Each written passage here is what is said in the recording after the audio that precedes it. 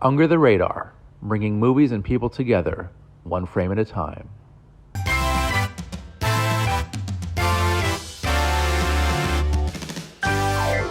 Hey guys, I'm Randy Younger, and this is another episode of Under the Radar, bringing movies and people together, one frame at a time. And with me is this handsome gentleman. We've got Mr. Matt Roran back for more. Welcome back, sir. Oh, a pleasure to be here, sir. Yes.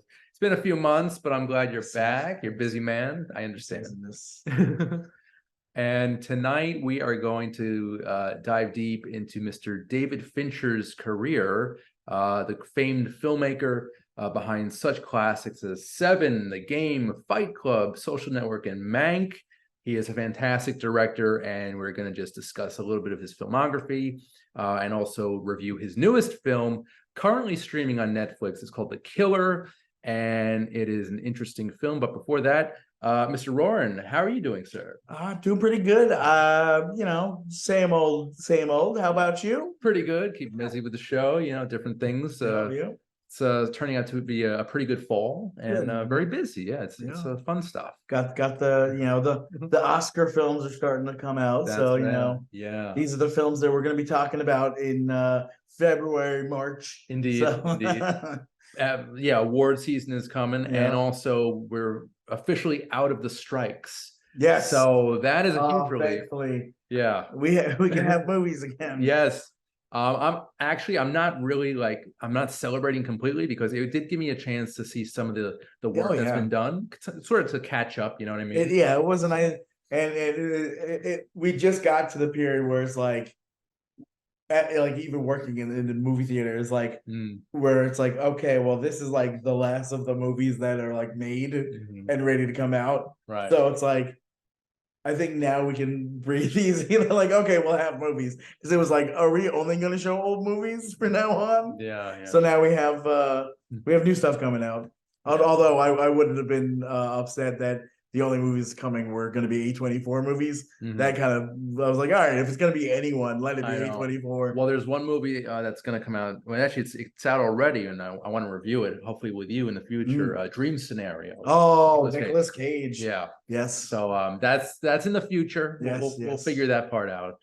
But tonight we're going to be discussing The Killer, which stars Michael Fassbender as a very cold and calculated assassin who, after a botched hit, is basically thrust into this world of intrigue and conspiracy, and basically he's fighting for his life, basically.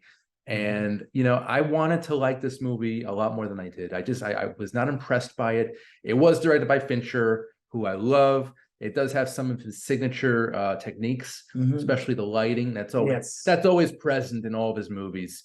And it's definitely present here. It was just the performance. The performance was strong. Yeah. I just thought I was a little bored with the movie overall, because I don't think it really went into like interesting places. And I just, from a Fincher film, I wanted more. I don't know about you. I much differently. I really enjoyed it.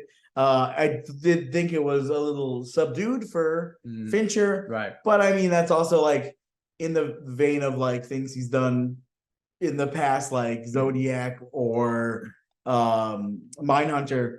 I feel like it was more of in that vein. I mean, even Mank isn't like exciting. True, but a very well made film. Very well made. Yeah. And I just liked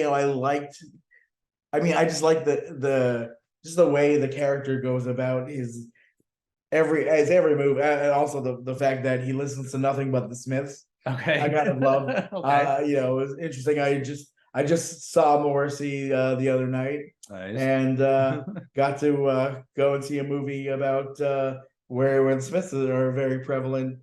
Also, this movie had one of my favorite fight scenes in many years. And it's interesting because the whole thing is like pretty dark. Yeah. And it's like almost like so dark it's annoying. But I think it's like also is what makes the fight work even more, is that it's realistic. Yeah. And it's like a home invasion type style, right? Where it's just in a house in the dark. Right. You're talking about the living room scene. Yeah. Yeah. It was very gritty and real. So intense. Yeah. and just the choreography of it, I thought was brilliant. Right. I just that scene I enjoyed thoroughly. Okay. I thought the Tilda Swinton scene was great. I mean, she's always phenomenal, and you know this is no exception. Did you get to see this on the big screen or no? I saw this just an hour ago at home. Oh, okay. You saw it an hour ago. Yeah. Well, I at least got to see it on the big screen. Nice. Which might have made a difference. Probably. Seeing, I think, you know, it's one of those things. I'm glad I got to see it in a theater as opposed to on Netflix. I could see it being, the experience of it all be a lot different. Yeah, because there's certain movies, like I would have loved to have seen Mank on the big screen. Yes. That, like, you know, I mean, I love the movie to begin with, but I think it would have been a better experience had I seen it on a big screen. I'm trying to think here. I don't think I've ever seen, aside, I think The Social Network might be the only Fincher film I've seen on the big screen. I might have seen Alien on VHS. Alien 3, rather. Oh man.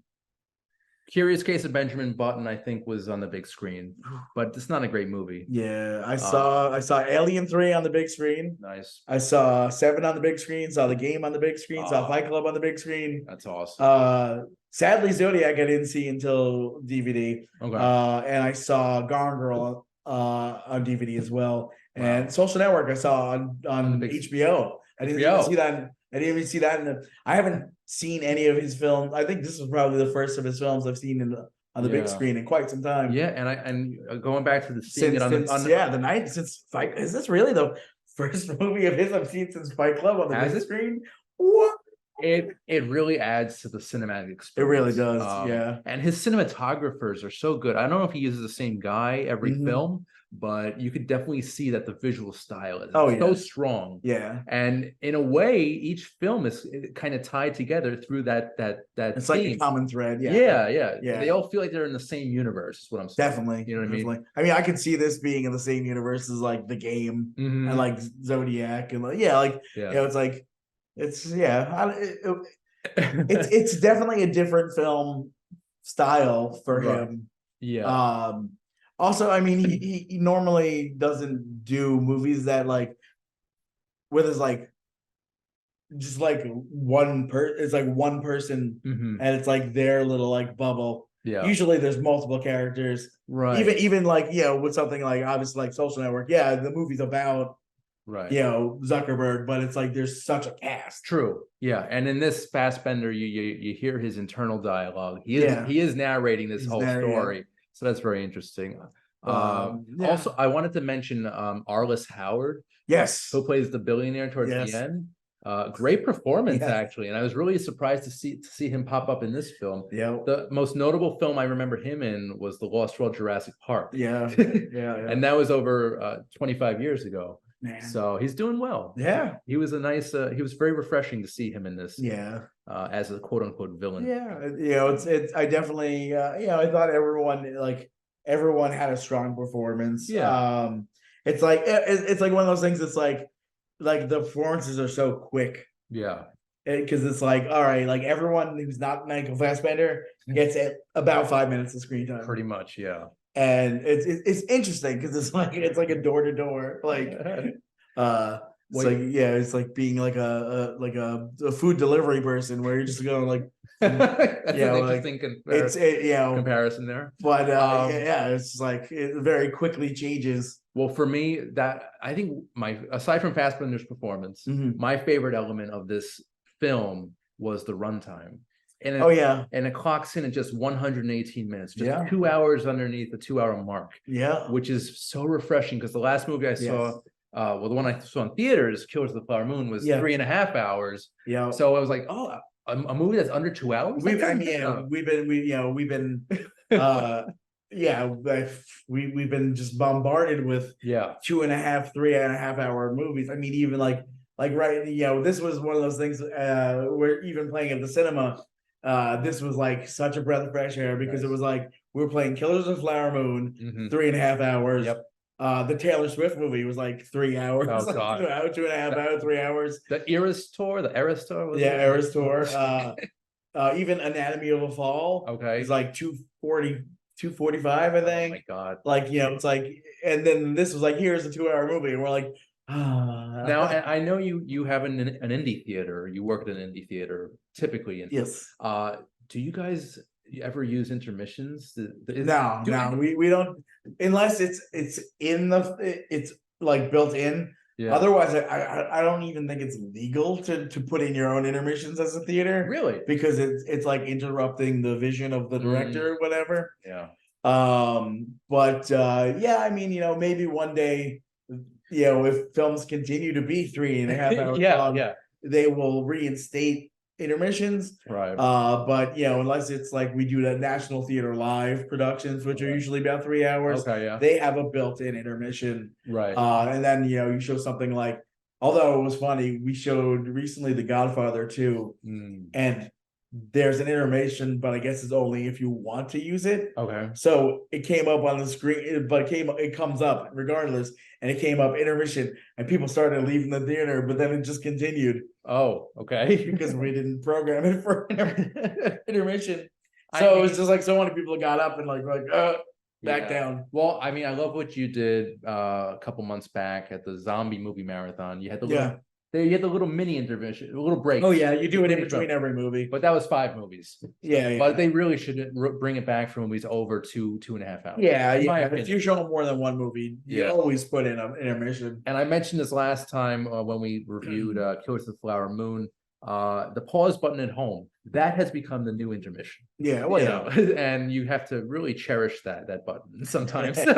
Sometimes you need it. Right.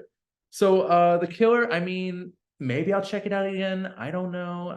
I love Fassbender, but other than that, really nothing much here for me. Well, at least it's a short watch. Yeah, I gotta rewatch it. That's the best part. I feel like it's probably shorter than most of his other movies. Yeah, most of his movies hit at least like 2:30, I think. I know. Now I want to get back to the game because I know you and I both share a common interest and love for this film. You've got Michael Douglas in a role that was just tailor-made for him. Like I imagine when this was written, who's the screenwriter on this one? We got a little John Brancato and Michael Ferris. Like I feel like they had to have written this and been like, this is for Michael Douglas. Like there are a few movies where you can see it's like this was so made for this person. Right. He was Nick Van Orton. In my opinion. Yeah. And even Sean Penn was fantastic. In a small role as his brother. You also had I don't know if we're related, but Deborah Kara Unger, fantastic actress. She really she added something to this. And James Reborn, who he was most famously probably he was in the Seinfeld finale. Yes, and also in Independence Day, as like this sleazy White House executive. I forget his title. I want to mention Howard Shore's score. It was very like a twinkly piano score. Like, I think it was all piano, and it sounded so good, and it really added to the mystery of everything. Just what a concept of the film. I mean, because they're like kind of like. It's like it's totally not what you thought it would be. It's one of those movies where like it's nothing like you thought it would be when you go see it. It's so crazy. Like it's like truly like people talk about like the twists of like an M. Night Shyamalan movie. I feel like now this movie's got like a twist. Yeah, it does. I would even compare it turn. It's a turn. I would even consider it like a modern day Hitchcock film. Oh, definitely. It definitely has that that air of intrigue and mystery. Like if they made this movie in the 50s, it would probably be James Stewart or someone like that. You know what I mean? Yeah. Cary Grant. It's just so good. I watched it. I rewatched it today. And I think it's one of those ones that just gets better and better. Oh yeah, with every watch. It's been a while, but I did recently pick up the Criterion Bluray of the game, so I need to pop that in maybe when I get home. But it's I forgot Spike Jonze was in this movie too. He's the EMT worker. Oh really? Yeah. That's funny. Another fantastic filmmaker whose filmography we should discuss at a later time. Oh yeah. You know what I mean? I love, he's one of those guys. He also had like such great little cameos in so many perfect movies. Like, it's like, I It's love like it. this director who just like happened to like play little parts. Yeah, it's great. But yeah, And again, the cinematography and the lighting is just so yeah. great. So and also let's say kind of a random thing, but Skywalker Sound, George Lucas's Yeah. sound branch, I guess, his company did the sound design for this. Oh, And there's some really good action sequences that yeah. really come through in an audio sense. Yeah, So yeah. that's awesome.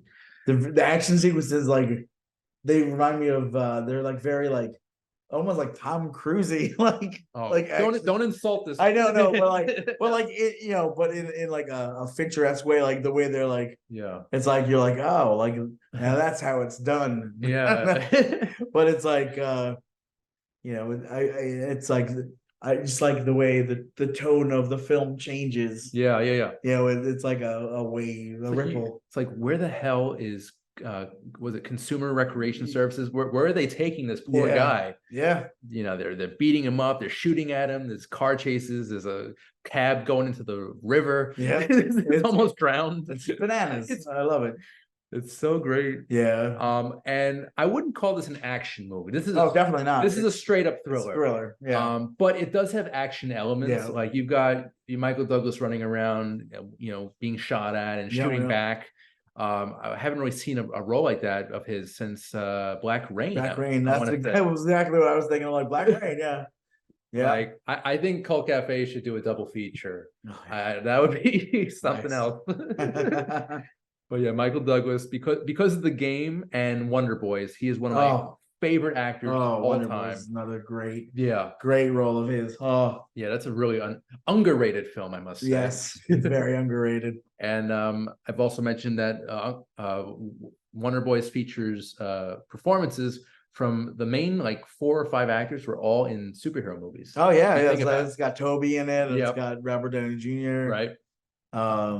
You've got Robert Downey Jr., McGuire, obviously Douglas. Yeah. You've got Frances McDormand. Who was in Darkman. Yeah. And yeah, but aside from that, fantastic film based on a book that I've never read, but if I were to read that, I would definitely read that book. Definitely. Yeah, for sure. Have you read it? I have not. Okay. I think I have the audiobook of it downloaded, but I don't think I have so many that I've just been waiting to sink my teeth into. But it's so strange with Wonder Boys because that was directed by Curtis Hanson, who I think his previous film before Wonder Boys was LA Confidential. Oh yeah. And it's funny. That's like I mean, I feel like some of the action sequences in the game kind of remind me of the kind of cinematography wise, the LA Confidential, kind of like film noir. Yeah. I'm like different movie, but right. I was that's interesting. Kind of picturing that when we were talking about it. It's and also before LA Confidential, it was a totally left field movie, straight up action thriller. The River Wild. Oh my God, what a movie. Yeah. Crispin Glover. That I saw on the big screen. Nice. Yeah. That I think I missed that one on the big screen, sadly. Yeah. And also that and LA Confidential, both scored by the late great Jerry Goldsmith. Yes. Who, I'm a big fan. Yeah. So he was fantastic. But Curtis Hanson, he did those couple movies, and then after Wonder Boys, he did 8 Mile, which was very random. Oh yeah, he directed it. Yeah, he did. I thought. Oh man, yeah. He directed 8 Mile. Man, I still haven't. I haven't seen that movie yet, but sort of when it first came out. It's interesting. Yeah, Eminem. Wow. Wow. Yeah. But sadly, Curtis Hanson passed away. Yeah. I don't know if 8 Mile was his last film or not, but he did leave a pretty good legacy. Murphy's dead too, man. Yeah. How is Eminem the only survivor of that movie? I don't know. It's like, whoa. That is true. But back to Fincher, fantastic filmmaker. Yeah. I really wanted more from The Killer, though. Yeah. It was recommended to us by a friend of the show, Chris Clemente. Yeah. And I thought it'd be a good excuse or way of us to just discuss Fincher's career. Yeah. I mean, I was excited because I was, I'm not gonna say no to a new Fincher movie. And I was happy that, it's like luckily, like Netflix likes us and gives us most of their films to play theatrically. Oh, that's cool. When they do the limited releases, like we just did Fair Play with them. We're doing this, and then there's another one coming up. Why am I blanking on it? That's going to be really good. But okay.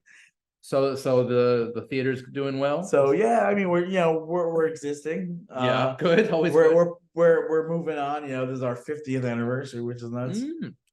5-0. 5-0, yeah. Ooh, congrats, man. Yeah, that's cool. Cinema's 5 years older than me. Yeah. Wow, okay. But yeah, so we've been celebrating that, doing a lot of the best ofs or whatever, like like cinema favorites. So we did like Big Lebowski and Do the Right Thing and Pan's Labyrinth, Lady Bird. Yeah.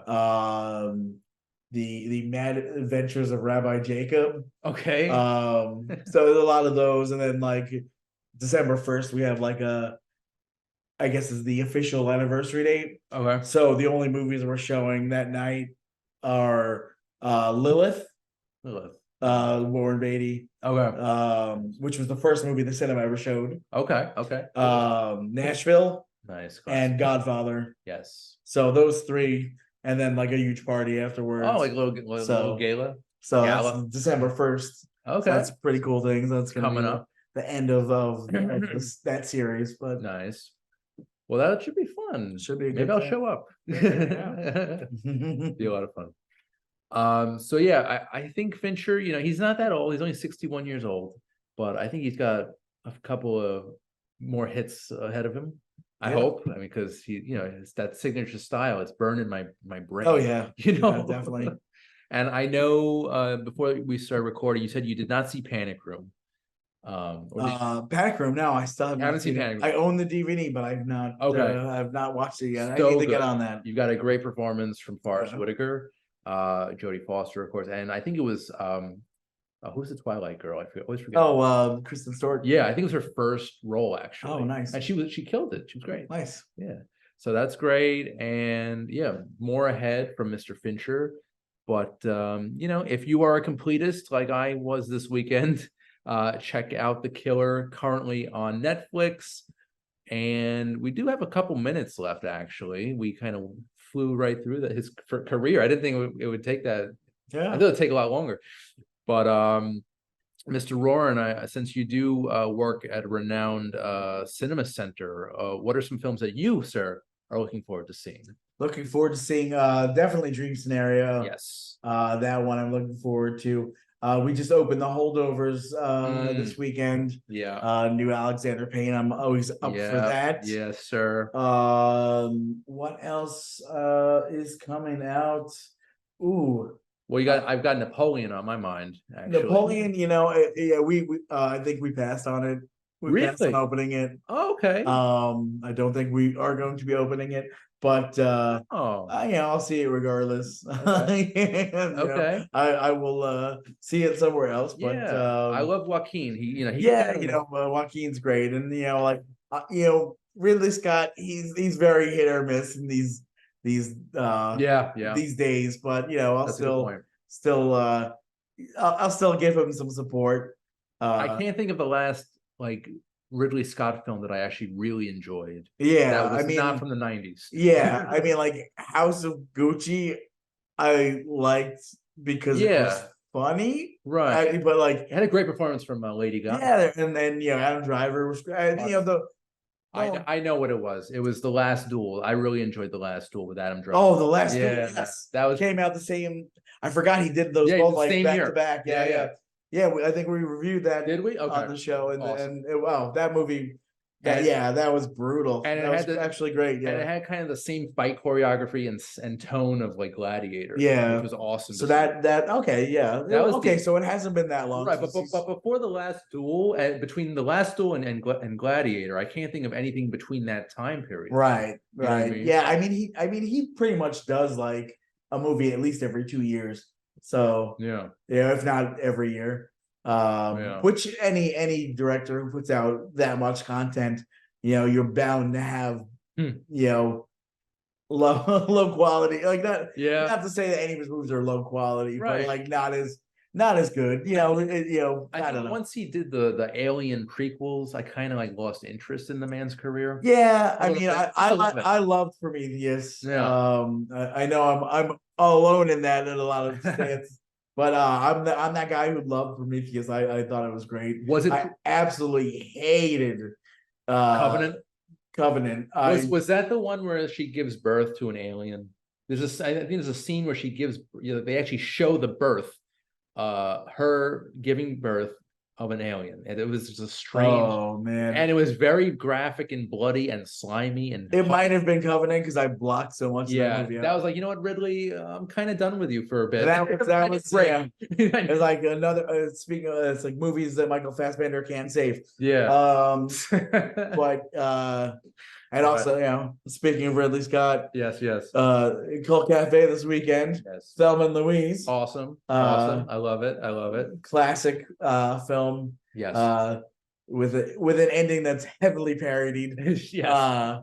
But a fantastic score by the late. Oh, no, he's still alive. The maestro, Hans Zimmer. Yes. Like just because he didn't do the last Christopher Nolan movie doesn't mean he's dead. Oh god. But him winning an Oscar for Dune, I do not understand that, because that score was just like very quiet. It's so funny out of all the like, because that's like a movie I thought was great. That the score was like one of those things I didn't even think about. Right. And usually if it's a Zimmer movie, that's all I'm thinking about. Right. Like Interstellar, his score was like the one thing I loved about that movie. Oh yeah. Batman, Dark Knight Rises. Yeah.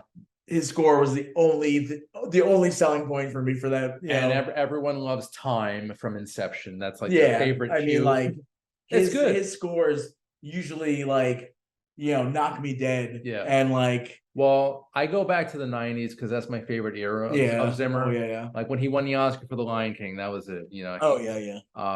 And it took him about almost 30 years to win another one. Yeah. And which is a shame, because he had some great output between The Lion King and now. Yeah. But again, another episode. The Zimmer Files. Yes, I love it. So I just wanted to mention real quick that this weekend at the Nighthawk Cinema in Williamsburg, Brooklyn, I will be at the Spoons, Tunes, and Booze event. And if you guys are not familiar, I'm pretty sure I've mentioned it on the show before, but you have a cereal buffet, any cereal you could think of. They show old school Saturday morning cartoons from like the 80s and 90s on a big screen. And it's just a huge like celebration. It's a party of like our childhoods, and it's true nostalgia. And they also do signature cocktails like Cocoa Pebbles and Kahlua, just to give you a frame of reference there. But if you feel so inclined, come up to the Nighthawk Cinema in Williamsburg this Saturday and Sunday. It should be a hoot. 11:15 Eastern AM. So check that out. That is way too early for me. I know. To get up from my house and drive an hour and a half. I know. I mean, it's worth it. I'll also be working, but I mean, but hey, at least it's actually at the time I usually wake up for my job. Then there you go. I'm like, but I gotta get there. Yeah, I know. But that's Saturday and Sunday. So if one day doesn't work for you, then the other might. Yeah. But they do it every month. So check that out. The company is a Secret Formula, and they're awesome. So we love them. All right. So any other plugs from you, Mr. Rohr? Anything else going on? Well, over in Pickle Island,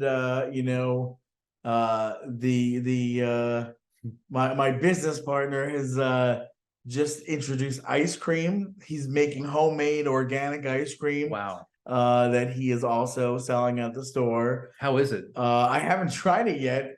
I would be so curious. So pickle, but he's got pickle ice cream. He's got some other flavors too. But it's intriguing. That is intriguing. And delicious. So we got ice cream as well as pickles and CDs and DVDs and comics. So any action figures there? I have some there's some old Teenage Mutant Ninja Turtles and Real Ghostbusters figures hanging out there. Some vintage ones of those, as well as some newer carded of the Marvel Legends series, the throwbacks to the 80s ones. Awesome. So awesome. I love it. Is that the line where they had the Captain America car that like would transform? Oh, do you remember that? Yes, it's not that line. Okay. This is like their retro line, so they're like kind of like in the style of like the Secret Wars toys. Yeah. So they're that like the Toy Biz or Kenner? Is it Toy Biz? No, it's Hasbro. Okay, cool. So, and there was something else I wanted to mention. What else was that? So Spoon Tunes and Booze, and yeah, I think that's about it for now. Oh, the Ghostbusters Frozen Empire trailer. Oh Jesus! We have 1 minute. I just want to mention that real quick. Your thoughts on that? On the I mean, I can't lie. I'm stoked. I mean, it's got everything you'd want to see in the trailer right up front. Yes. It's like, okay, we know that the Ghostbusters are in this movie. Yes. All three of the living Ghostbusters you see. The suit, like their outfits, I loved. Right. They're like, this is new take. They got the red parka now. Yeah. And that parka is lighting the internet up on fire because everybody wants to know what kind of parka it is. Yeah. How can they get this parka? Right. And apparently it's like I think 13 or like almost $2,000. Oh wow. Yeah, but it's built for extreme cold. Yeah. So that makes sense. Yeah, it makes sense because in the trailer we have a new villain who basically can manipulate the elements and like create extreme cold and ice. Yes. And kill people through cold. Yeah. So I think it's gonna be an interesting. It's definitely an interesting. Yeah. It's like I'm ready for this decade. This century's Ghostbusters 2. Yes. So I love it. That was my one thing. I went to go see the Marvels this weekend, and I was just like, please show the trailer. Please show the trailer. Yes. I didn't show the trailer. No. So I was very disappointed. I just want to see that trailer on the big screen as soon as possible. I forget what movie it was. It might have been the first Batman, but like back in 1989, fans would just go and pay for movie tickets just so they could see the trailer. Trailers, yeah. And then they would leave. It's like, well, back then too, it was also like we didn't have the internet. Yeah, right. I mean, I'll never forget the most exciting thing for me ever, I think, was when I went to see Back to the Future 2 in the theater, and they showed the trailer for Back to the Future 3. Yes. There's nothing like going in to see the second movie, not even knowing that they were making a third movie, right. and then seeing a trailer for it before you've even seen the second movie. And it was like, wait, they played the trailer for part 3 before they played the movie. Before the movie. Because I know they have the trailer at the end. Yeah. But they played it to be concluded. They played it before the movie. That's so crazy. And I was like, what? Yeah, like that would have, it blew my mind. That would have screwed. And like back then, you never, it was like, you never knew. There was no internet to tell you like this trailer's on what and like whatever. Like you'd hear about things through like certain magazines like Dynamite or whatever. Like certain background information on movies, but like the wealth of knowledge we have about movies now is so overwhelming. Yeah. Like I kind of wish it was like it used to be, where like I know I would love to just be surprised. There's more excitement. Like being surprised is an amazing thing. Yeah, like that was my favorite part as a kid in the 90s, going to theaters. Yeah. The trailers were the best part. Oh yeah, because it's like you never know what you're gonna see, and you're gonna see a commercial for something that's gonna become your favorite movie of all time. Yeah, probably. I remember seeing when I was young, seeing that Ghostbusters trailer for the first time, seeing Goonies and Gremlins trailers, like Back to the Future, just like crazy. For me, there were 2 films that did that. It was in 1994, first for it was the Mask with Jim Carrey. Oh yeah. I was like obsessed with The Mask, and I would cut out newspaper ads. Oh yeah. I remember back then, doing that. Hang them up on my wall. Yeah, all kinds of cutouts from the newspaper. It was that, and then 2 years later, 1996, it was Independence Day for some reason. And I mean, it was exciting when it was new. Yeah. But the movie itself, it was good. Yeah. But the trailer was like so much more exciting. Will Smith was just like, we were like as a country so into Will Smith at the time. Right. I mean, not that I still love Will Smith, regardless of how I love Chris Rock. Yeah. But I'm okay with him slapping him. I don't care. And another episode. That's right. But we're out of time actually. Yeah. And I wanted to give another plug for Under the Radar. You can catch new episodes on Sirius XM Slam Radio, and that's channel 145. That's every Thursday at 8 p.m. Eastern, 5 p.m. Pacific. And also you can catch the video version of Under the Radar on Manhattan Neighborhood Network, and that's Mondays, every Monday at 11 a.m. Eastern, 8 a.m. Pacific. So check that out. And I just want to thank Matt Roran for being on the show. Thank you so much for having me. Oh, anytime, sir. Thank you. Let's hope it's not another few months. I think next time. I think it'll be who are we kidding? I'll probably be here next week. Hey now. All right. Hey now. Sounds good. Well, Matt, thank you. I want to thank everyone listening and watching at home. This has been Under the Radar, bringing movies and people together one frame at a time. I'm Rain Younger. Thanks for listening and watching. Take care. Under the Radar is brought to you by Magnitude Jewelry. Add a 2 to match your attitude. Patent pending, interchange genuine gemstone and crystal EMF protection jewelry. For more information, please visit magnitudejewelry.com/gemgirl or call 718-268-6634.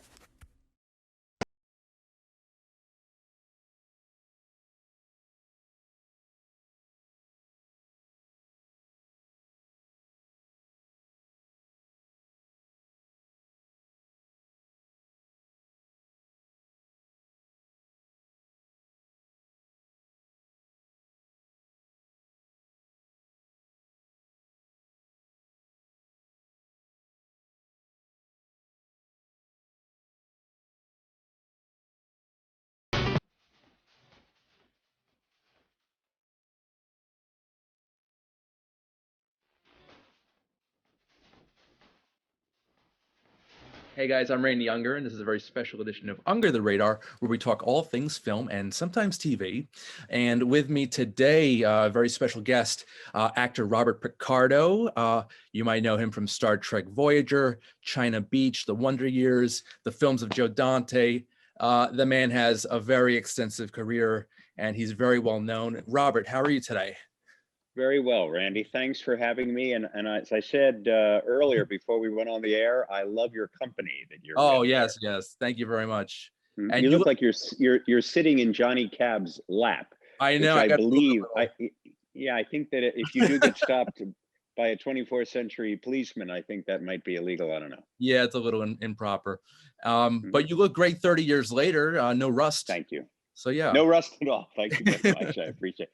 No rust and no latex cracks that I'm aware of. Perfect. So I just wanted to start off. I know you're appearing in GalaxyCon on January 23rd for the Star Trek Voyager virtual experience. And you'll be joined on with your co-stars Kate Mulgrew, Robert Duncan, and Tim Russ. I just wanted to see what fans should expect from that event.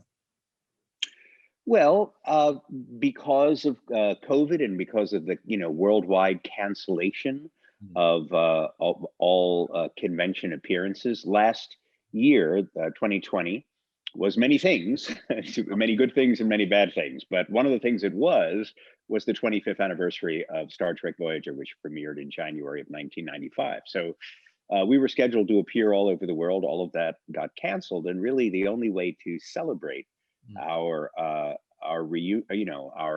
anniversary year has been through virtual conventions. And what's special about this one, and if you've been to a GalaxyCon before, this is the first time when Kate Mulgrew will be joining us. I think she may have done one alone, I'm not aware, but most of the male cast members have done one together, but we'll be reunited with our captain. So that's going to make this one, I think, unique, and why I think we'll have so many people logging on for it. Right. And before the pandemic, were you pretty active at the Comic-Con circuit? Well, you may or may not know that there's a yearly Star Trek The Cruise. Okay. And the very first week in March, right before the world locked down, we were on the Star Trek cruise, and Wow. we were quite lucky that no one got sick. I mean, we had certain protocols because COVID was they had while we were at sea, they had the first positive COVID case in New York City. Oh, wow. So it was just starting to land Wow. in the States, and we practiced the Vulcan salutes only on the cruise, and elbow bumps and no handshaking. Although we were not all wearing masks, of course, that early. But the day we landed from the cruise was the day Dr. Anthony Fauci said on Meet the Press, "If I were over 65 years old, I wouldn't step on a cruise ship right now," as we were stepping off a cruise ship. So we just squeaked in kind Oh, of under the perfect. wire. And that was the last event. And frankly, I believe the only event that I did, of course, all of 2020, because usually conventions are pretty, there really aren't many in January and February. In winter in the Northern Hemisphere, it's unusual. So that was the only event I did last year. And I felt very blessed that nobody got sick. Right. And, but normally I do a lot of I love to do the international conventions. So I was scheduled to go to Germany and Britain and Mm. all sorts of places last year. As you know, the main Star Trek convention, or you may or may not know, is the one in Vegas every year in August. So that was canceled, of course, last year. Okay. And I believe many of our cast will be at that one in August. Oh, great. That's exciting. Very cool to Mhm. hear that. How does it feel being part of the Star Trek universe? Well, you feel it's an all-encompassing thing. I remember when I was cast in the role, that the day my agent called and said, "You got the part of the Doctor and you got your first 2 convention offers," before I'd even, they'd announced who was playing the character, there were outstanding Huh. offers for the character. And it does change your life, because science fiction fans, particularly Star Trek fans, are really not only the most loyal fans in the world. If they enjoy your character in Star Trek, they really feel like they want to get to know you, to meet you. Mm. Part of it is getting the autograph trophy or whatever, but they really do want to meet you. Yeah. And so that has afforded me the absolutely extraordinary opportunity to travel all over the States and all over the globe to meet the faithful, as I call them, and I am very keenly aware and appreciative of all of the blessings that being on a Star Trek series gives to you. Not only to meet fans, but to also meet people that were inspired by Star Trek to pursue interesting careers. Mhm. I've met astronauts and that credit Star Trek with having inspired them to want um, to want to devote their lives to space exploration. Mm. And so many engineers and scientists and doctors and Mm. emergency medical techs and people who just say, "Yeah, because I Mm. watched Star Trek, or I loved your character," or whatever. And that is really, I think, the most inspirational Wow. reason to be proud of being an actor on a Star Trek series, is the fact that it does have that value. Right. It inspires me, that it inspires you. But leave it at that. Incredible legacy and the inspiration you have on others. That's really definitely intangible, I think is the word. And speaking of legacy, I have to talk to you a bit about Joe Dante, because this is one of my absolute favorite directors. He did some great films in the 80s and 90s and even into the 2000s. And he, a brilliant combination of science fiction, horror, and comedy. And you have obviously been involved with a number of those films. So I just want to know, how did you originally connect with Joe Dante, and what was it like working with this genius filmmaker? Well, I'll answer the second one first. There is no one I'd rather work for than Joe Dante. He has such a sense of fun. He loves movies, Mhm. so he loves making movies. But he is an incredible film historian. He's also incredibly knowledgeable about music, about all genres of American music. But Joe strikes you as, because he's a fan of the movies, he's really excited to have the privilege to make them. And he also has, his sets are the most fun. They're very creative. He encourages the actors to, to really feel free. So I've always felt very comfortable making suggestions, which I do. And Joe teases me. There's some movies where you say, okay, where do you want me to put the camera? All right, what do you want? It's like he'll tease you because I have a lot of ideas about what I'd like to do in the scene, and often that involves how the scene is shot because of what whatever. So I will pitch him ideas constantly. Now, how I first met him, when I was in my early 20s, I did a couple of leading roles on Broadway. The second of which was the second lead to the wonderful Jack Lemmon in a play called Tribute, which played on Broadway in the late 70s. And then it came the following year, I guess 1979, I recreated my role with Mr. Lemmon in Los Angeles. Now, I'm not quite sure whether Joe Dante saw the Broadway production in 78 or the Los Angeles production in 79, but either way, he saw me in that role. Okay. I think he was a big Jack Lemmon fan, as many people are. And I had a very explosive character. The play was kind of a comedy drama, but in short, it was about an angry son who thought his father was a crappy father. His parents divorced when he was young, and his father, who was well loved by everybody. Everybody loved the father because he was a very charming Peter Pan-like character. But the son always felt that he was very irresponsible. So I had a big chip on my shoulders. And in the play, we reconcile because I discover that he has terminal cancer and it's my last chance to get to know him. But before I find out that he's sick, there's some real fireworks. I really, really blow up at him when I find out because he's done something that really, really upsets me. And rightfully so. So anyway, so I had this big emotionally explosive scene. And for some reason, Joe Dante saw me play this 22-year-old college graduate kid with a bad temper and decided, that's my werewolf. I don't know. I mean, I was called into audition and I auditioned for The Howling. I've always been a huge fan of horror movies when I was a kid, especially the classic Universal horror films.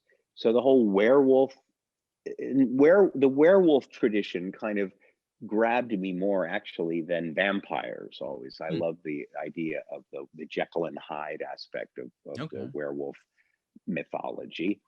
That by day you're a normal person, then by night you have this unleashed a duality. Id. Yeah, that part of if you believe the Freudian concept of how the personality breaks down. In any case, so I auditioned for it.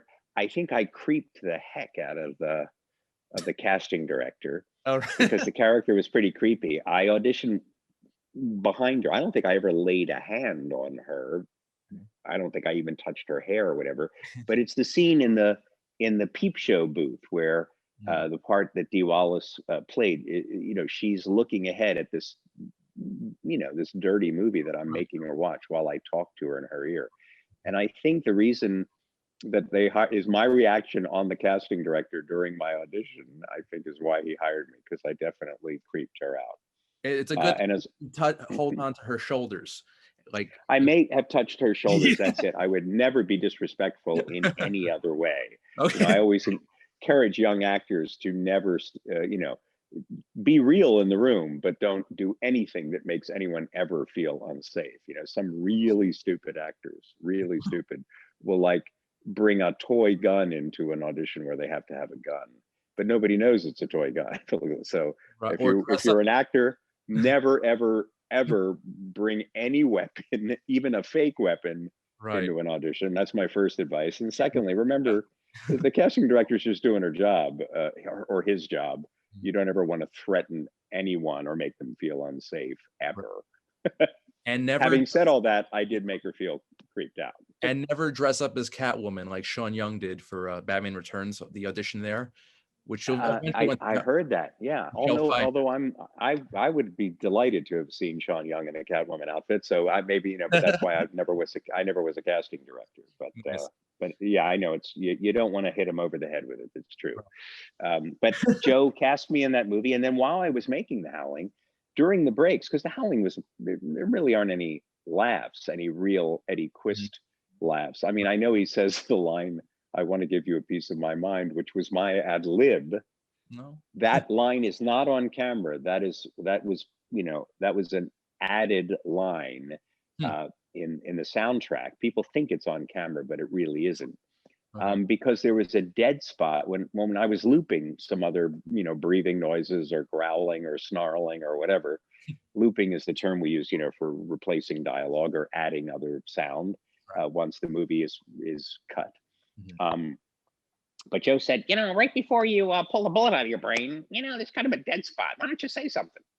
And I said, what would I say before I pull a bullet out of my brain? I want to give you a piece of my mind. I said as a joke, and he goes, okay. So or another we did. A mind is a terrible thing to waste, and you just put it out. Am I exactly? Yeah. Or else I have something on my mind. Right. Was the backup line. But anyway, I did it as a joke, and it's in the movie, and it's actually kind of the cult line of the movie. Certainly, if you're an Eddie fan. Okay. But because I did a lot of cutting up in between takes, when one of the balloons that was under my, one of the air balloons that was inflated to make my muscles pulsate or my face pulsate, when they exploded and they had to be repaired, then I would sing or joke or whatever. And that's when Joe realized I had a sense of humor. And at the same time I was doing the howling, I was performing in a musical comedy review at what is now the Geffen Theater. It used to be called the Westwood Playhouse. So he came to see me singing and dancing during the week, and tearing women's throats out on the weekend and howling because it's crazy. But that's how we realized I was a good comedian, and I could improvise, and that's why he offered me whatever my next role was, which was probably Explorers. I don't remember. Okay, yeah. But then there was some television mixed in, and I worked with Joe honestly a dozen times. I don't know if I've lost you. I'm sorry about that. I lost your Somebody, I apologize for that, folks. I forgot to. I had a call from my old friend Scam Likely. Do you have a friend named Scam Likely? Every day. I get calls all the time. I don't. Anyway, so I've probably worked with Joe 15 times, counting all the television roles too. But he's been, a terrific, not just a business friend, but a true loyal friend to me for all of these years. I can always call him for advice, if I'm thinking about doing something else, and he's been just one of the great gifts of my career is knowing him and having worked with him so many times. And two of the greatest gifts that you two gentlemen have given to me have been Inner Space and The Burbs. So I want to thank you so much for that.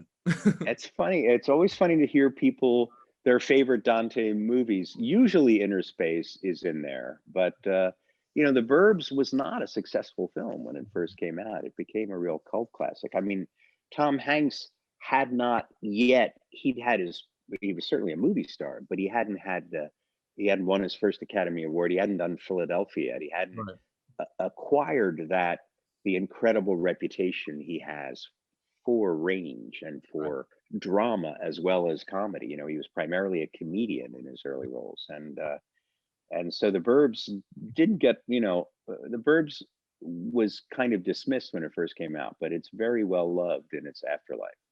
Definitely a classic in my mind. And also worth mentioning real quick, Jerry Goldsmith. He crafted some beautiful, beautiful music for Dante's films.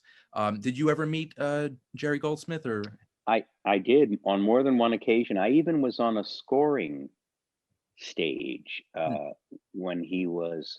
I don't remember whether it was Inner Space or whether it could have even been Explorers, but it was one of the early movies I did with Joe where I got to not only meet and chat with Jerry, but to watch him conduct, which was a great blessing. And he also told, my recollection is he told me personally, it wasn't Joe who related it to me, but Jerry told me personally that he had created a theme for the cowboy for my entrance, which was on the instrument known as a zither. So It's like this The cowboy, clanky, yeah, yeah, wow, wow, yeah, yeah. It sounds yeah, almost like a gut bucket, with a string little bass. synthesizer mixed in. Yeah, it was brilliant.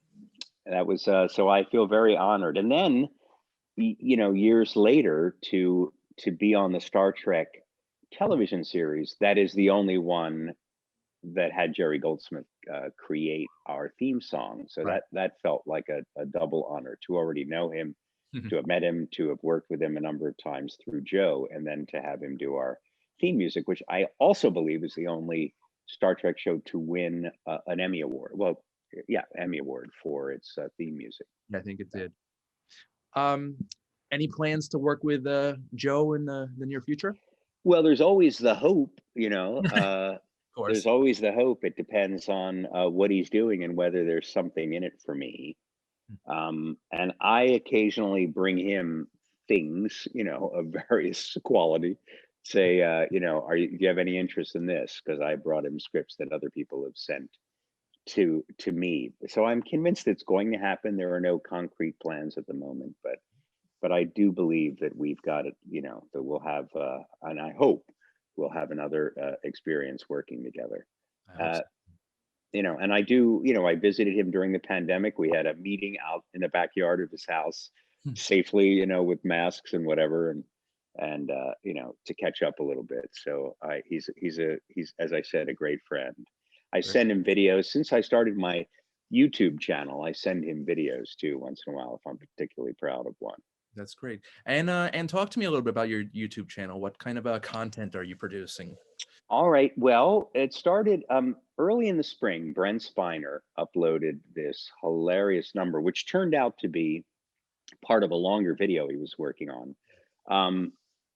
And it was called They Want Me Back. Basically, the gag of his video was he's on a Zoom conversation, much like the one we're having now. Right. And it's the woman is like runs a Star Trek fan club, asks him a few questions, and he thinks he's turned the Zoom off. And then he basically jumps up. She's complimenting him, saying, "We haven't seen you in a while, and now you're on Penny Dreadful and you're on, Star Trek Picard." So he jumps up and breaks into this amazing self-adoring song and dance called They Want Me Back. And I just thought it was so funny that it deserved to be answered in some way. Okay. So I decided to make an homage to Brent to the tune of "Brother, Can You Spare a Dime?" And in my homage, the lyric is, "Why was I not born Brent Spiner?" I'm lamenting the fact that my life as an actor has been pretty good, but it would have been so much better if I were Brent Spiner. And done as kind of very film noirish that turned out great. I have a friend, because of the lockdown, he had a film crew he was paying that couldn't shoot anything. And he said, "I'll give you my crew as long as we'll shoot it safely." We shot outside. Yep. We wore masks and everything. We shot it in 6 hours. So I did this parody, and it was such a success with lots and lots of views. I decided to launch a YouTube channel. And since then, I've produced original content every week. I often act with myself, playing different characters. One of my characters is the world's oldest gigolo, who's kind of a takeoff on the cowboy, to be honest with you. Okay. He's a little like the cowboy, but he's, instead of being Middle Eastern, he's Italian. And he considers himself the world's foremost authority on sex and romance. His name is Alfonso, and he's been such a success on my channel with videos that now he's got his own cameo. So if you want to get a Valentine's Day cameo from the world's greatest lover, who's actually me with a wig on and a cheesy accent, he now has his own separate cameo, his own cameo That's site. cool. I play a police. I would love to have the cowboy just say something to me. The cow. Well, sadly, the cowboy's wig I don't have anymore. Okay. The wig that Alfonso wears, which is very late 1980s, is actually the wig that I wore in Gremlins 2. Joe let me keep the cowboy wig. I even had the howling wig, but over the years, different ones have disappeared. Okay. But the one that I still have from the Dante movies is Gremlins 2, and that now lives on and works all the time as the wig of the world's greatest authority on sex. So, Robert, I want to thank you so much for your time today. This was amazing, and best of luck on all your current and future projects. And to you and your family, just be safe and healthy.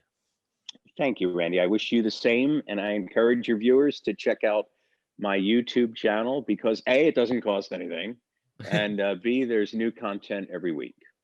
Sounds great, Robert. Well, thanks again. And yeah, everyone watching at home on your devices, this has been Under the Radar. I'm your host, Randy Unger. Thanks so much for watching. Take care.